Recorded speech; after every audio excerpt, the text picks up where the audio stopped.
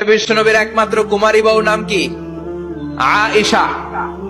বিশ্বনবী বললেন উরিতু কি ফিল মানামি সালাসা লায়াল। আয়েশা, বিয়ের আগে তোরে কিন্তু আমি 3 বার স্বপ্নে দেখছিলাম। সুবহানাল্লাহ কইবেন না? বড্ড খুশি হয়ে গেলেন আয়েশা।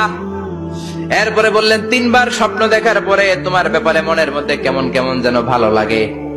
তারপরে একটা ছোট্ট কাগজের মধ্যে, জান্নাতি কাগজ, রেশমি কাপড়ের মধ্যে তোমার চেহারাটা এনে জিব্রাইল বললেন, দেখেন নবী কেমন লাগে? আমি কইলাম ভালো লাগে। কার মেয়ে? আপনার বন্ধু আবু বকরের মেয়ে, বিয়ে করবেন নাকি? বিশ্বনবী বললেন, ও জিব্রাইল, তুমি যদি ঘটক হও, আল্লাহ যদি হয় কাজী, আমি মুহাম্মদ বিয়েতে রাজি। সুবহানাল্লাহ পড়েন। বিয়ে হয়ে গেল, কিন্তু ঘরে দামি ফার্নিচার নাই, টাকা পয়সাও তেমন নাই, কিন্তু আছে খালি সুখ। আছে কি? যেটা টাকা দিয়ে কিনা যায়, টাকা দিয়ে বাড়ি কিনা যায়, গাড়ি কিনা যায়, সুখ কিনা যায় নাকি?